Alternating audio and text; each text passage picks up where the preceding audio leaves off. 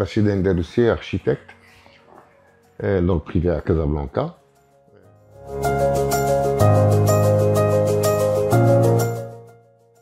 En tout cas, pour répondre à votre question de la caractéristique de mon architecture ou quel est le timbre, comme vous dites, de mon architecture, c'est un cumul. C'est de nombreuses années d'abord d'exercice et d'apprentissage parce qu'on continue d'apprendre. C'est un métier, on apprend tous les jours. Et on quitte la scène en étant tout le temps peut-être assoiffé d'apprendre et de connaître. C'est ce qui est merveilleux. Et mon parcours, c'est un cumul d'expériences dans la pratique architecturale, mais qui est aussi lié à ma culture, à mon identité, à mon éducation et à mon appartenance à un territoire, à une géographie, et aussi par rapport à toutes les envolées lyriques, émotionnelles, de la sensibilité. Tout ceci fait quand même que je fais une architecture que je considère dans un premier temps très casablancaise et une architecture.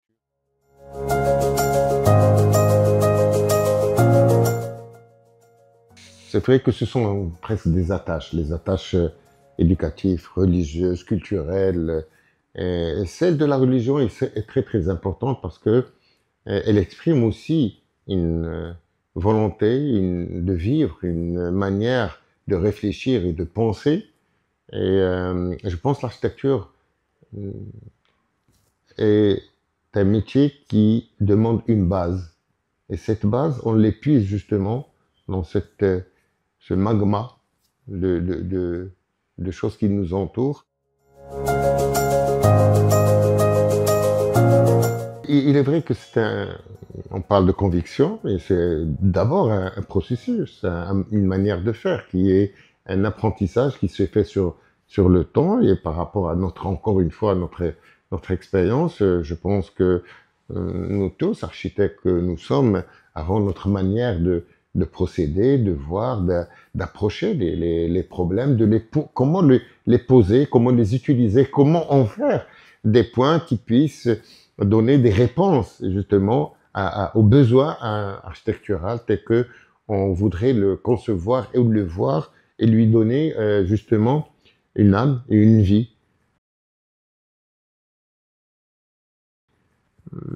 Ma manière, c'est toujours la même, c'est d'aller vers le site, le regarder, le voir, d'épuiser tous les enseignements à un site de manière à le questionner,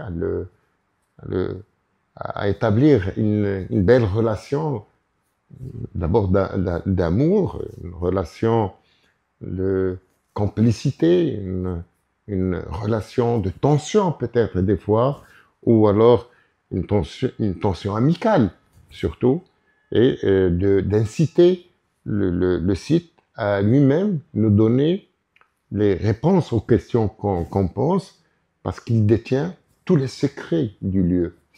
C'est le site lui-même.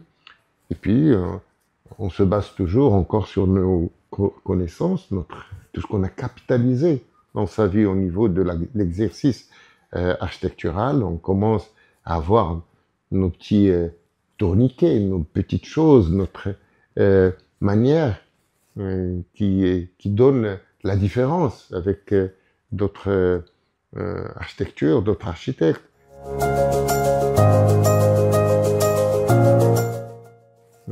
Qui donne la différence avec d'autres architectures, d'autres architectes.